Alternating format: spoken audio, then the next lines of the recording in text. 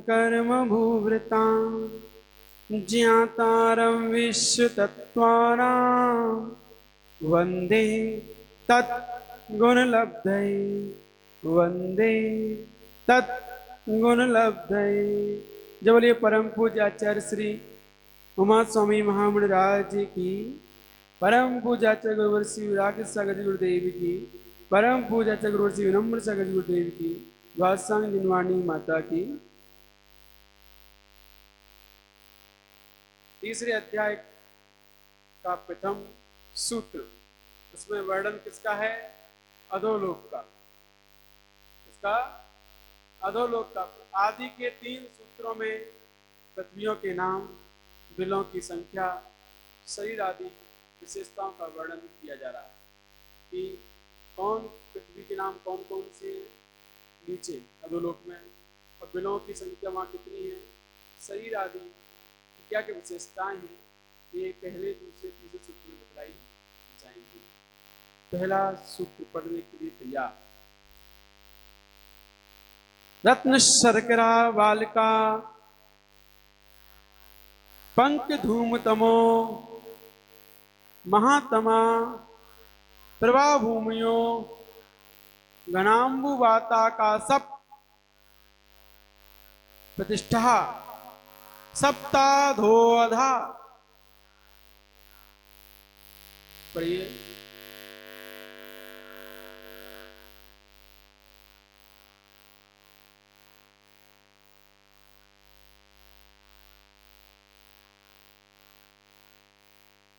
Clear? पढ़ना आ गया? सबको आ गया? एक बार और। इसके बाद बालुका के बाद पंक धूम। अब पूरा पढ़ के बता रहे हैं। रत्न शर्करा बालका पंक धूम तमो महातमा प्रभा भूमियों घनाम्बु वाता का सप प्रतिष्ठा सप्ताधोधा।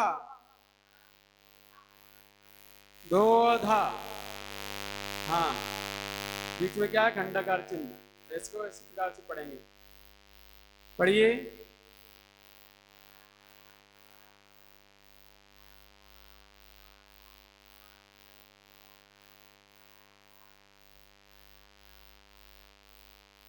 क्लियर? तो यहां कह रहे हैं पृथ्वियों के नाम। पहली पृथ्वी का नाम रत्न। अब यहां पर प्रभा जोड़ते जाना है प्रत्येक पृथ्वी के साथ। रत्न प्रभा, शर्करा प्रभा, बालुका प्रभा, पंक प्रभा, धूम प्रभा, तम प्रभा, महातम प्रभा। तो ऐसे 7 पृथ्वियां हैं। प्रभा माने कांति, जिनकी कांति जैसे नाम वैसे रंग की है। रत्न प्रभा माने रत्नों के समान जिनकी कांति है, जिस पृथ्वी की, वो रत्न प्रभा पृथ्वी है। शर्करा प्रभा, शक्कर के समान जिसकी कांति है, प्रभा, वो शर्करा पृथ्वी है। बालुका प्रभा, बालू के समान जिसकी कांति है। पंक माने कीचड़, कीचड़ के समान जिसका रंग है, ऐसी पृथ्वी पंक प्रभा। धूम माने धुआं, धुएं के रंग के समान जो पृथ्वी है वो धूम प्रभा। तम माने अंधकार, काले, उस अंधकार के समान जो पृथ्वी है तम प्रभा। महातम, महाअंधकार, घोर अंधकार, तो ऐसी महातम प्रभा। ये 7 पृथ्वियां हैं। इनके नाम अलग भी हैं, अलग अलग नाम भी इनके। रत्न प्रभा को धम्मा भी कहते हैं, है ना? क्या बोलते हैं? धम्मा। और बंसा, मेघा, इसमें नाम और आगे आए क्या सूत्र में? हैं? आए? तो आगे आएंगे तो बताएंगे। ये 7 नाम इनके हैं। धम्मा, वंशा, मेघा, अंजना, रिष्ठा, मघवा और माधवी। ये 7 पृथ्वियों के नाम कैसे कैसे हैं? ये पृथ्वियां अधो अधो अधो धा मतलब नीचे नीचे। सबसे पहले रत्न प्रभा, फिर शर्करा प्रभा, फिर उसके नीचे बालका, प्रपंच प्रभा, धूम प्रभा, तम प्रभा, महातम प्रभा। नीचे नीचे अधो अधो स्थित हैं ये, और ये सब क्रम से हैं। किसके आधार पर है ये बता रहे हैं, घनाम्बु वाता का सब। घनोदति बात बोले, घन बात बोले, तनु बात बोले कि, और आकाश के आधार पर ये पृथ्वियां स्थित है। हाँ सब पृथ्वी।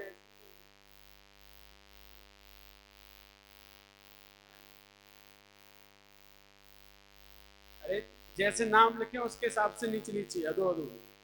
और नाम अगर आप नीचे से चालू करोगे तो ऊपर ऊपर जाओगे। और नाम पहले क्या आया है तो पहले सबसे ऊपर, तो नीचे नीचे जाएगी। पृथ्वियां ऊपर से तो गिनी जाएगी।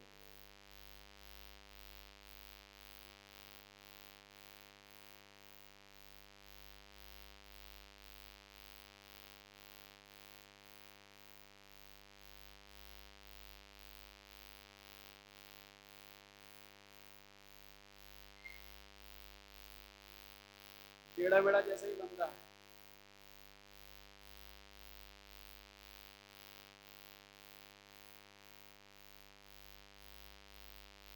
बीच में क्या है, रस नाली। अब ये बीच में यहाँ मध्यलोक, ये पहली पृथ्वी, यहाँ से यहाँ तक रत्न प्रभा। अब इसके नीचे क्या है ये, अब यहाँ आकाश बात वाले हैं। इसके नीचे फिर यहाँ से दूसरी पृथ्वी प्रारंभ होगी, शर्करा।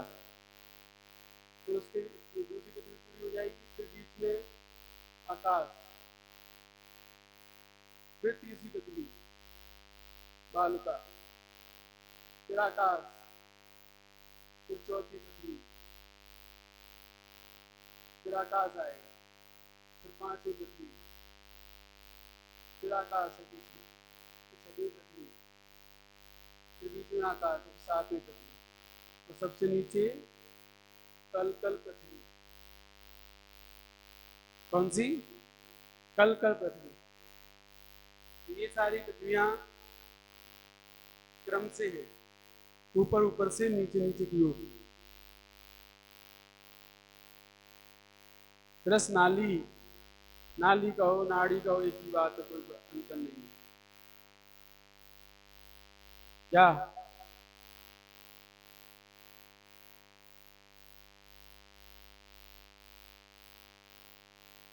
नहीं, ये अलग से है। ये इसी में है, निगोद भी, और क्योंकि ये इधर तो बात हो रहा है आगे।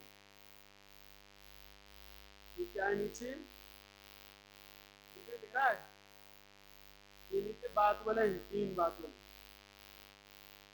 और ऊपर 10 नाली के बराबर ही निगोद है, नित्य निगोद 10 नाली के बराबर ही, उतना ही है, उससे ज्यादा नहीं है। इतर निगोद तो बाहर होते हैं, नित्य निगोद बता रहे हैं यहाँ पे। ये नित्य निगोद दिया है कल कर पृथ्वी। तो ये क्रम क्रम से पहली शर्करा, दूसरी कौन सी है, पहली रत्न प्रभा, वही तो हम देख रहे हैं, आप लोग जग रहे सो रहे। पहली रत्न प्रभा, दूसरी शर्करा, तीसरी बालुका, चौथी पंख प्रभा।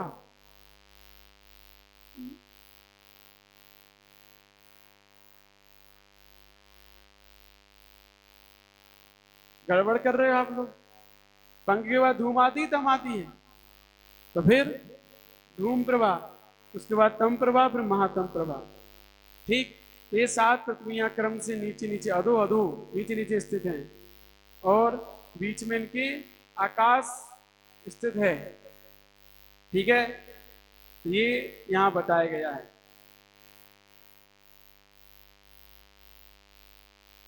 कौन सी पृथ्वी, लोक, पूरा लोक, नरक की भूमि, वही तो बताई, ये आकाश पे टिकी, आकाश के आधार पर, बात वालों के आधार पर ये टिकी हुई है। बात वाले और आकाश के आधार पर ये भूमियां टिकी हुई है। आप जो इंद्र का विमान है पहला ऋजु विमान, वो किस पे टिका है? पानी पे।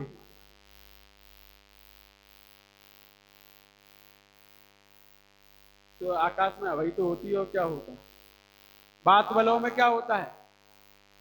बात माने हवा, वायु, बलय जिसमें वायुआ रहती है, वायु रहती है, तीन प्रकार की वायु है, घनोदती, घनवात वलय, घनोदती बात वलय, तनुवात वलय, तीन प्रकार की वायु होती है, इन पे टिकी है। और ये वायु कहाँ पर है? आकाश पे है। हाँ, ये 7 पृथ्वियां हैं, एक के नीचे एक है। पहली पृथ्वी कितनी है? रत्न प्रभा पृथ्वी 1,80,000 योजन मोटी है। पहली पृथ्वी जो है ये 1,80,000, कितनी मोटी है ये? 1,80,000 योजन मोटी। इसकी मोटाई के 3 भाग हैं, सर भाग, पंख भाग, अवुल भाग। इसकी मोटाई की जो आपकी रत्न पृथ्वी है, इसके 3 भाग कर दिए जाते हैं। तो पहला खर भाग 16,000 योजन का है। कितना है? 16,000 योजन का। दूसरा, उसमें ऊपर नीचे 1,000 योजन छोड़कर बीच के 14,000 योजनों में असुर कुमार और राक्षसों के सिवाय 9 कुमार के भवनवासी और 7 कुमार के व्यंतर देव रहते हैं पहले भाग में। रत्न प्रभा में, जो रत्न प्रभा का पहला खर भाग है, उस खर भाग में कौन रहता है? असुर कुमार भवनवासी लोग रहते हैं और राक्षस रहते हैं 7 प्रकार के।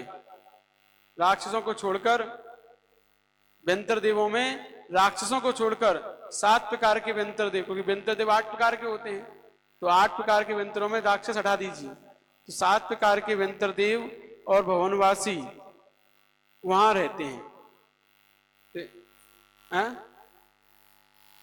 असुर कुमार और राक्षस, इनको छोड़ के 9 प्रकार के भवनवासी, 7 प्रकार के व्यंतर, ये पहले खर भाग में पाए जाते हैं।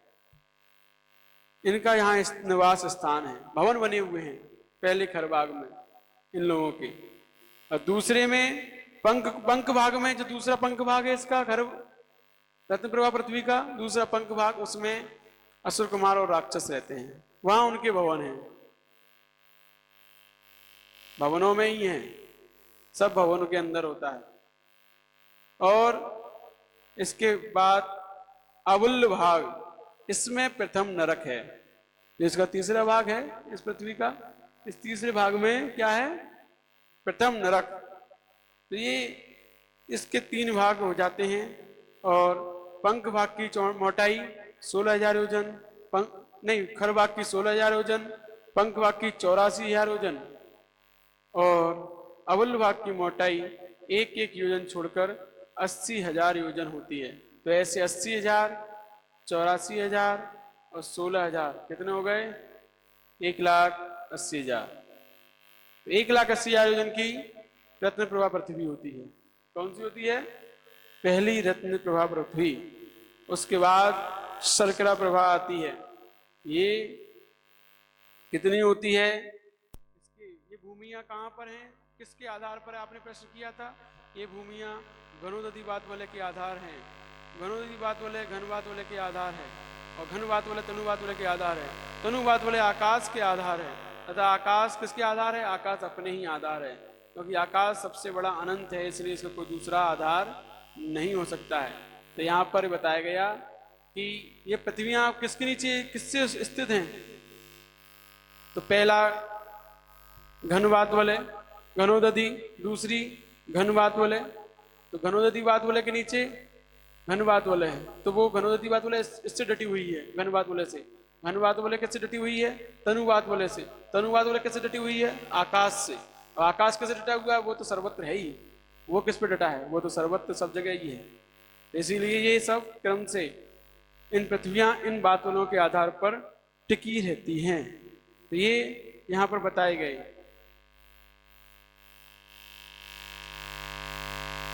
और पंख, दूसरी शर्करा पृथ्वी 32,000 योजन मोटी है। कितनी? 32,000। और तीसरी बालुका पृथ्वी जो है 28,000 योजन मोटी है। चौथी पंखवा पृथ्वी 24,000 योजन मोटी है। पांचवी धूम प्रभा पृथ्वी 20,000 योजन मोटी है। छठवीं 16,000 योजन मोटी है। सातवीं 8,000 योजन मोटी है। तो इस प्रकार क्रम क्रम से सारी पृथ्वियां की चौड़ाई मोटाई हमने जानी। और ये कैसे स्थित हैं? एक के नीचे एक स्थित है, और वातवलयों के आधार पर और आकाश के आधार पर ये स्थित हैं। और इनके नाम हमने जाने।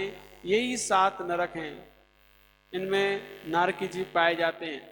बस पहली पृथ्वी के तीसरे भाग में नारकी होते हैं, और 2 भागों में देव होते हैं, वेंतर और भवनवासी। ऊपर के 2 भागों में वेंतर भवनवासी देव पाए जाते हैं। नीचे के अवल्य भाग में नारकी पाए जाते हैं। वहां से नरक प्रारंभ होता है, अवल्य भाग से। उससे ऊपर देवताओं का स्थान है मध्यलोक, इसमें मध्यलोक में। इसको अधोलोक भी बोलते हैं, मध्यलोक को, क्योंकि इसके 2 ही भाग हैं, एक ऊर्ध्वलोक और एक अधोलोक। मध्यलोक है ही क्या? वो तो है ही नहीं कुछ। 1,00,000 योजन का मध्यलोक है, क्योंकि 1,00,000 की सुमेरु की भी ऊंचाई है। तो सुमेरु पर्वत जितना है उतना ही मध्यलोक है। तो कहां राजुओं की बात हो रही है? 7 राजू ऊपर, 7 राजू नीचे। तो बीच में 1,00,000 योजन कहां आया? कहीं आया? 7,00,000 का ऊर्ध्वलोक है, 7,00,000 का अधोलोक है। मध्यलोक कहां गया? तो मध्यलोक की गिनती अधोलोक में ही हो जाती है, क्योंकि 1,00,000 योजन एक राजू के आगे एक बूंद के समान भी नहीं है। इस समुद्र में एक बूंद क्या लगती है? कुछ नहीं लगती। ऐसे ही एक राजू में 1,00,000 योजन कुछ मायने नहीं रखते। इसलिए उसकी गिनती किसमें हो जाती है? अधोलोक में हो जाती है। तो वो सब चीजें छोड़ो। तो यहां ये समझाया गया। अब इसके अगला श्लोक पढ़ने के लिए तैयार। अधोलोक कैसा होता है? ये बेत्रासन के समान। कौन सा आसन? बेत्रासन। बेत्रासन, हाँ, उसके समान ही इसकी रचना है। देखो ऐसा होता है बेत्रासन। वो देखें अपन ने, भगवान के वस्त्र आते हैं, तो भगवान के वस्त्र तो वो नीचे वाला जो होता है इसी प्रकार का होता है, ऐसा ही होता है ना। तो इसे बेत्रासन बोलते हैं। अर्ध मृदंगाकार, आधा आदि ढोलक के समान, ये होता है बेत्रासन। आइए अगला सूत्र, इसमें अब क्या क्या पाया जाता है, इन नरकों में क्या क्या विशेषताएं हैं, अब बता रहे हैं। इनके बिलों की संख्या तासु 63 पंचविंशति 5 10 5 10 त्रिपंचोनैक नरक 7 सहस्राणि पंच चैव यथाक्रमम् तासु 63 पंचविंशति 5 10 त्रिपंचोनैक नरक 7 सहस्राणि पंच चैव यथाक्रमम्।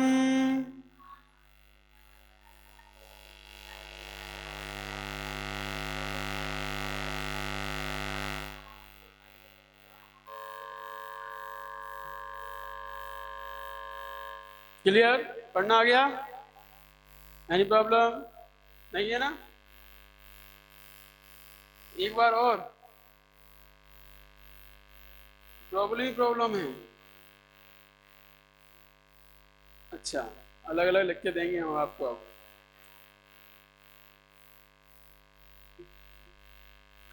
तासु त्रिंशत् पंचविंशति पंचदश दशत्री पंचोनैक नरकसहस्राणि पंच चैव यथाक्रमम्। चैव नहीं, चैव यथाक्रमम्। तो क्रम से, यथाक्रम माने क्रम से। जो अभी नाम गिनाए ना पृथ्वियों के, पहली पृथ्वी रत्न प्रभा, दूसरी शर्करा, तीसरी बालुका, चौथी पंख, पांचवी धूम, छठवीं तम, सातवीं। तो ये क्रम से यथाक्रमम, जैसे नाम पहले सूत्र में गिनाए थे उसी के अनुसार तासु, तासु माने उन्हीं पृथ्वियों में, त्रिंशत् पंचविंशति, त्रिंशत् माने 30, पंचविंशति माने 25, पंचदश माने 15, 10 माने 10, त्रि 3, पंचोनैक 5 कम, 5 कम 1 लाख इन नरकों में, और 5 चा 5 पंच चैव नक पंचो चैव पंचो नैक नरक सहस्रानी। तो 5 कम 1 लाख उसमें हो गए, और पंच चैव अंत में 7वें नरक में 5 बिल। तो क्रम से यथाक्रम जानने चाहिए। पहली में 30 बिल, 30 लाख, हाँ, दूसरे में 25 लाख, तीसरे में 15 लाख, और चौथी में 10 लाख, फिर 3 लाख, फिर 5 कम 1 लाख, अंत में मात्र 5 लाख। इस प्रकार क्रम से, क्रम से ये बिलों की संख्या उन पृथ्वियों में पाई जाती है। इस प्रकार कुल मिलाकर 84 लाख बिल होते हैं। संपूर्ण नरक में कितने? 84 लाख बिल, 84 लाख पर्याय होती हैं, 84 लाख ही बिल होते हैं नारकियों के। इन बिलों की दीवारें वज्र के समान सघन हैं, ठोस हैं। ऐसे गोल, त्रिकोण, चौकोर आदि अनेक प्रकार के आकार वाले नरक बिल हैं। ये हमेशा इंद्रियों को दुख देने वाली सामग्री से भरे रहते हैं। ऐसे ये बिल होते हैं।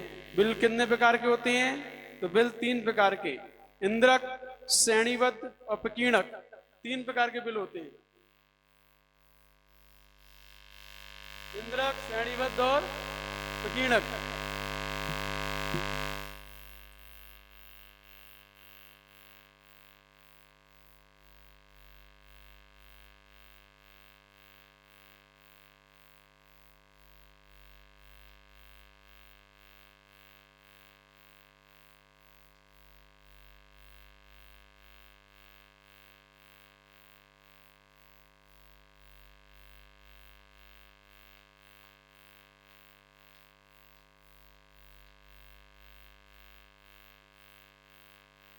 इस प्रकार से बीचों बीच में ये है, क्या है? इंद्रक, इंद्रक बिल है ये। तो बीचों बीच सेंटर में पाया जाता है। और जो क्रम से पाए जा रहे हैं श्रेणी के अनुसार, ये क्या है?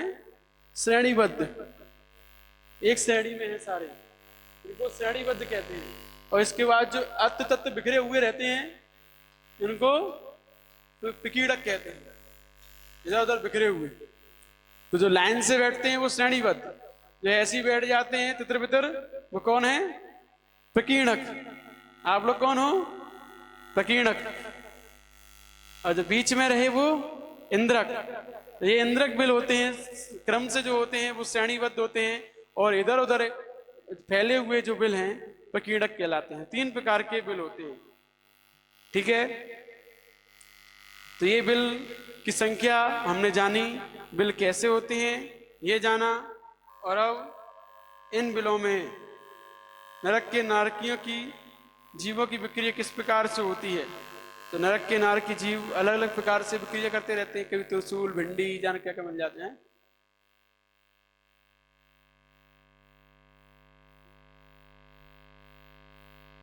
क्या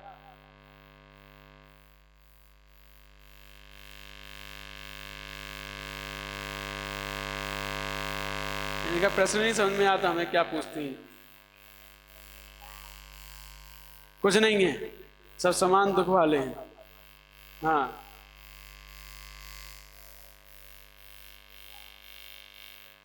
सारे बिल समान दुख वाले हैं। ये नहीं कि बीच में होगा तो राजा होगा, ऐसा कुछ नहीं है। वो तो एक रचना है बिलों की, वहां पर रचना है कि बीच में एक जो बिल है उसे इंद्रक बिल कहते हैं, बाकी के जो क्रम से श्रेणीबद्ध हैं और इधर उधर फैले हुए प्रकीड़क हैं। एक रचना है वहां की, नगर नरक की रचना कैसी है ये बतलाई गई है। वहां किस प्रकार के बिल होते हैं ये बतलाए गए हैं। ये नहीं बताया गया कि बीच में जो रहता है उसे दुख कम होते होंगे। सबके दुख समान है वहां भेदभाव नहीं है आपकी तरह,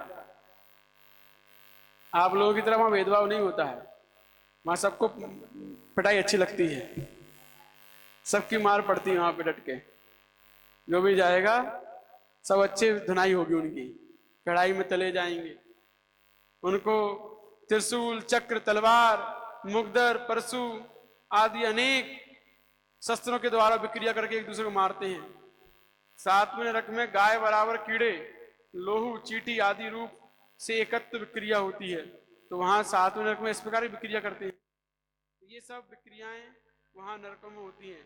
नारकियों की जन्मभूमियों का विस्तार जघन रूप से 5 कोस, उत्कृष्ट रूप से 4 कोस, 400 कोस और मध्यम रूप से 10-15 कोस होता है। ये इनकी जन्मभूमियों का विस्तार है, इन बिलों का विस्तार, कि अधिक से अधिक उनके जो जन्म होता है 5 कोस की भूमि पर होगा कम से कम, अधिक से अधिक 400 कोस की भूमि पर और मध्यम रूप से 10-15 कोस की भूमि पर वहां पर उनका जन्म होता है।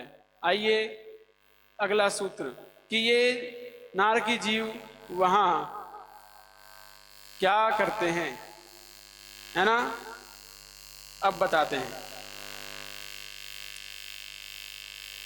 नारका नित्या सुवतर लेस्या परिणाम देह वेदना विक्रिय। पढ़िए।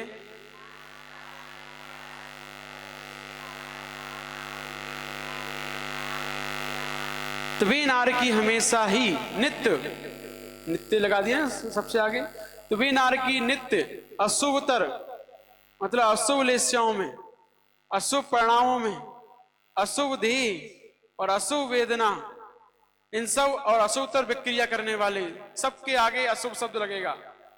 हाँ, अशुभ तर, अशुभ भी नहीं, अशुभ तर, अशुभ, अशुभतम और अशुभतर, 3 प्रकार के भेद होते हैं।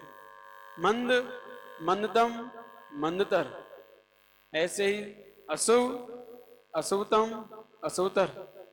Big, good, best, good, better, best, 3 होती डिग्रियां।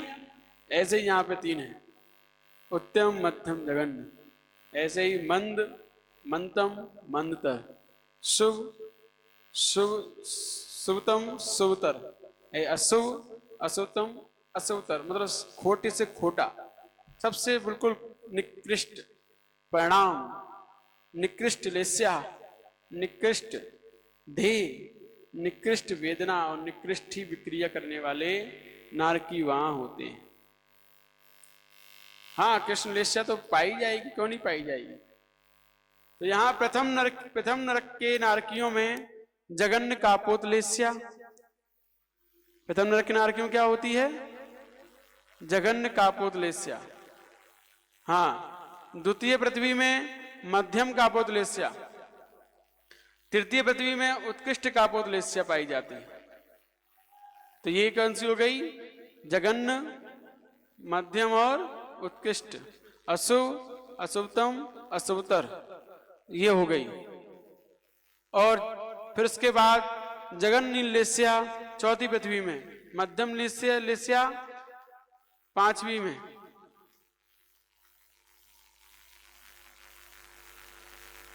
और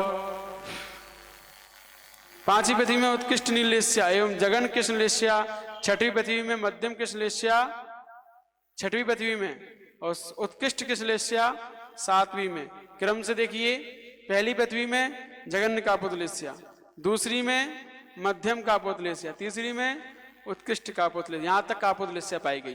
पहली दूसरी तीसरी पृथ्वी तक कौन सी लेस्या है? कापोत। उसके बाद कापोत और जगन नील लेस्या यहां पाई जाती है। शुरुआत के पटलों में कापोत लेस्या उत्कृष्ट और नीचे के पटलों में जगन्न नील लेस्या तीसरी पृथ्वी में, और चौथी पृथ्वी में मध्यम नील लेस्या पाई जाती है।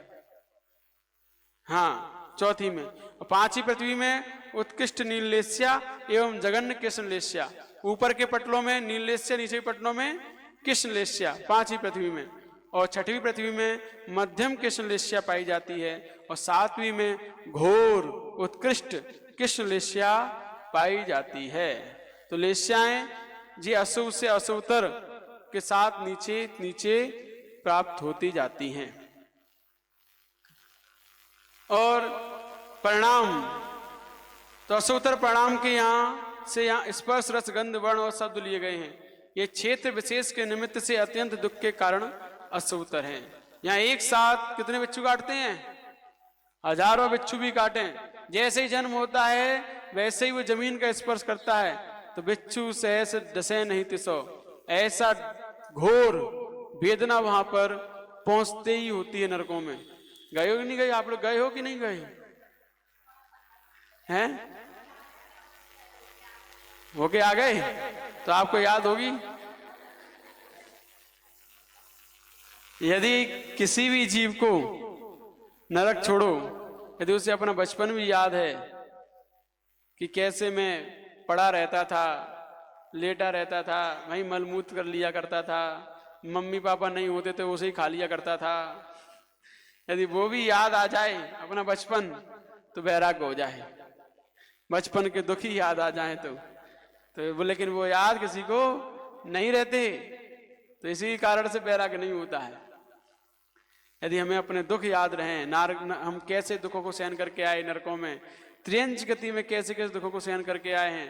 जब हम देख रहे थे रोज लगभग 3-4 दिन से लगातार बारिश हो रही थी, तो हम देख रहे थे बारिश में बेचारे अभी जीव कहाँ जाएं।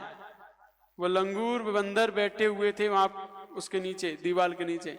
हमने कि अब ये बेचारे कहाँ जाएं, बारिश हो रही है, अब इनके लिए कौन सा आसियान है? पेड़ों पे रहते हैं, पेड़ों पे कैसे बचाव करेंगे बारिश से? अब ये घर ढूंढ रहे हैं दूसरों का, वहां बैठे हुए हैं। कब तक बैठे रहेंगे? भूख प्यास से कब तक बैठे रहेंगे? यहाँ पर कहाँ खाने को जाएंगे? देखिए कितने नरक दुख हैं त्रियंच गति के। जब हम उनके दुखों को चिंतन करते हैं तो पता चलता है कि सर्दी गर्मी कैसे सहन करते होंगे। जब तेज गर्मी पड़ती है हम तो एसी में बैठे होते हैं, वो कहाँ बैठते हैं, वो कहाँ जाएं? हम तो कूलर पंखा लगा लेते हैं। ठंड पड़ती है कड़ाके की ठंड, तब वो बेचारे कहाँ जाएं? कौन सा कंबल ओढ़े वो बच पाएंगे? पूरी रात भर जागते हैं ये लोग, पूरी रात ठंडों में। जो कुत्ते होते हैं आवारा, ये पूरी रात भर ठंडों में जागते हैं और जब सुबह धूप आती है तब सोते हैं। देखा होगा आप लोगों ने, है ना? तो रात ऐसे ही निकालते हैं रो रो के, चिल्ला चिल्ला के, ऐसी ठंडों में।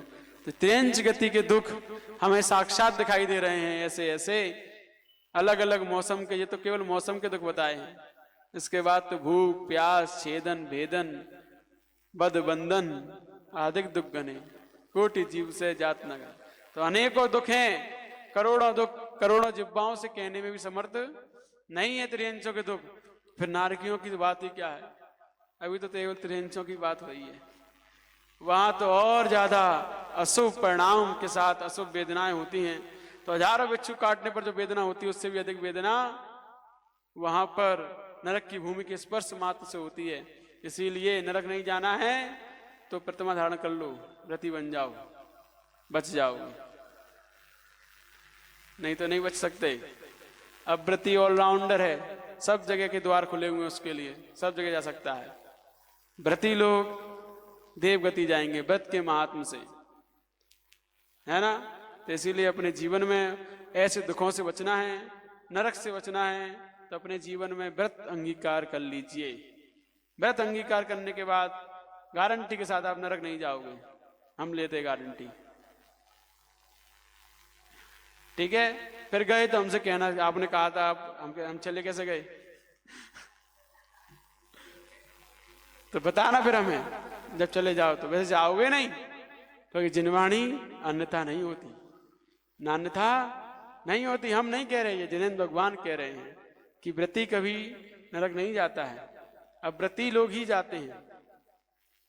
इष्टोपदेशी गाथा में कहा गया है कि वरम व्यतई पदम देवम ना व्रतई पद नारकम छाया तपस्योर वेता प्रति पार्यतोर्मान, कि जब तक इस संसार में मोक्ष नहीं हो रहा है तब तक क्या करें, क्या करोगे? जब तक मोक्ष नहीं हो रहा है तब तक क्या करें? कहा है कि अब व्रती मत रहो, व्रती बन के रहो, क्योंकि व्रती बन के जो रहता है उसे संसार में सारे सुख वैभव की प्राप्ति होती है।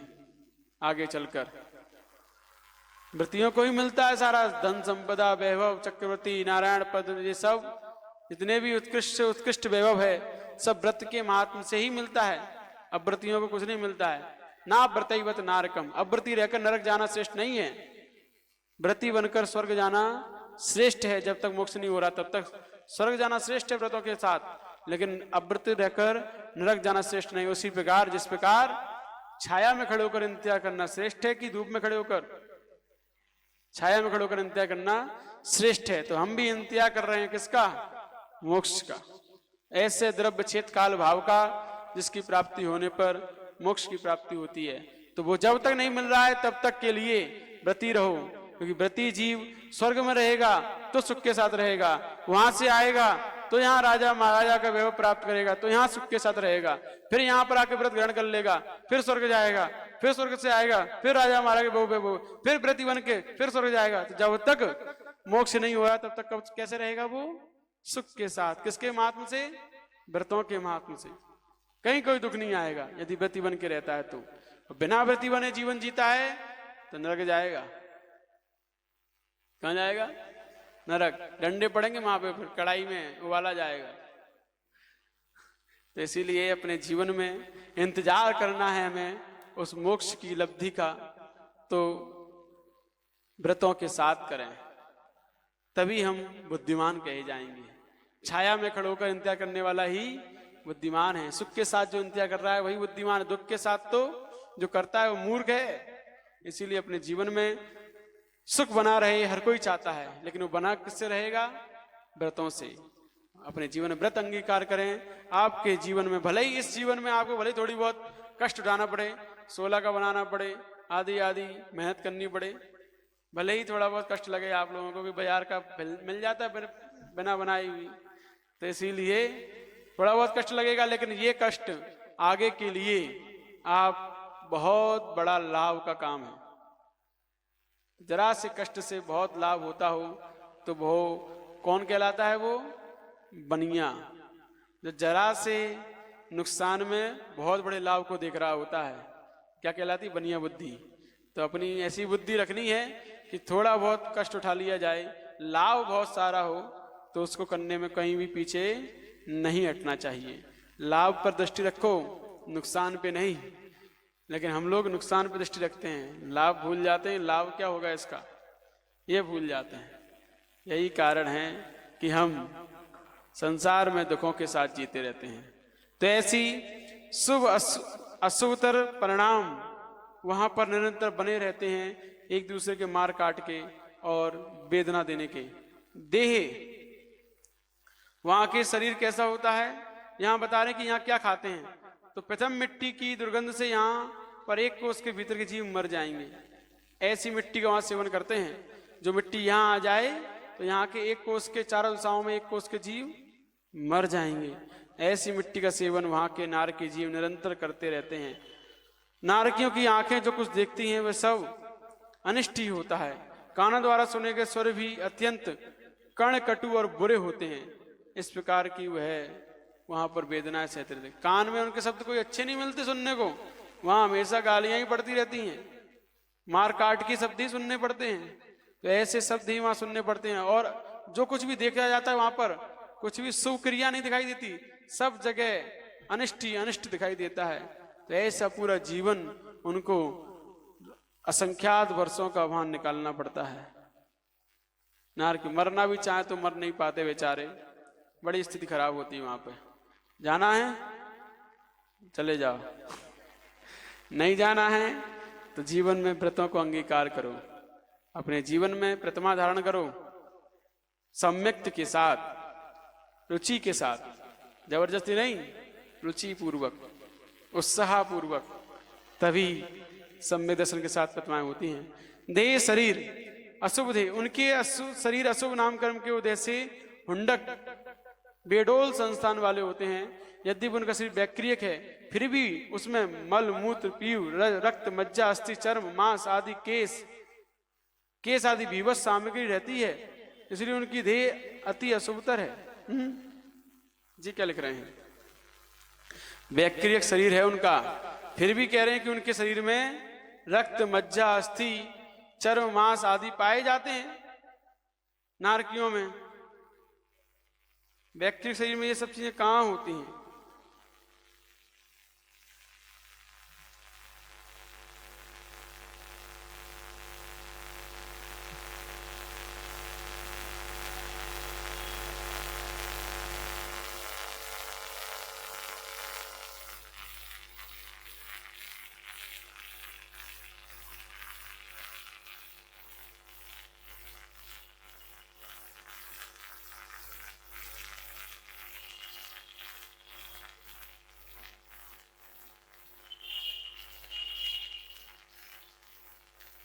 नहीं, इसको और अपन देखेंगे तुल्य पंडिती में कि कितना ठीक है। नहीं, ग्रंथ नहीं है, किताब है। ग्रंथ में तुल्य पंडिती में इसका और विवेचन देखेंगे कि ऐसा है कि नहीं, क्योंकि वहां अशुभ नाम कर्म का उदय है, तो अशुभ नाम कर्म के उदय से वहां पर अशुभ देह कही जाती है, जो हुंडक संस्थान वाली होती है।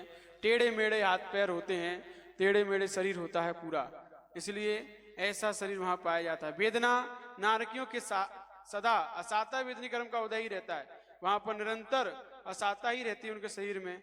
बाह्य निमित्त से शीत और उष्णता की उत्तरोत्तर तीव्रता है वहां पर। वहां सर्दी गर्मी कितनी पड़ती है? कितनी? मेरु समान लोह गल जाए ऐसी शीत उष्णता था। तो वहां इतनी सर्दी और गर्मी पड़ती है कि मेरु 1 लाख योजन का ठोस 10,000 योजन चौड़ाई जिसके नीचे से है, ऐसी ठोस मेरु के लोहे के गोले को वहां फेंका जाए मेरु के समान, तो वो लोहे का गोला भी पिघल जाता है, पानी बन जाता है। इतनी गर्मी वहां पड़ती है भयंकर, और इतनी ठंड पड़ती है कि वो लोहा भी गल जाता है। ठंड में गलता है लोहा कि नहीं गलता है? गल जाता है लोहा ठंड में? नहीं गलेगा। आपके हाथ पैर गलते कि नहीं गलते? कहते गलन आ रही, गलन, पूरी उंगलियां गल रही हैं, गलते नहीं गलते हाथ पैर? ऐसे ही ठंड के मारे वो लोहा भी गल सकता है, इतनी तीव्र ठंड होती है वहां पर।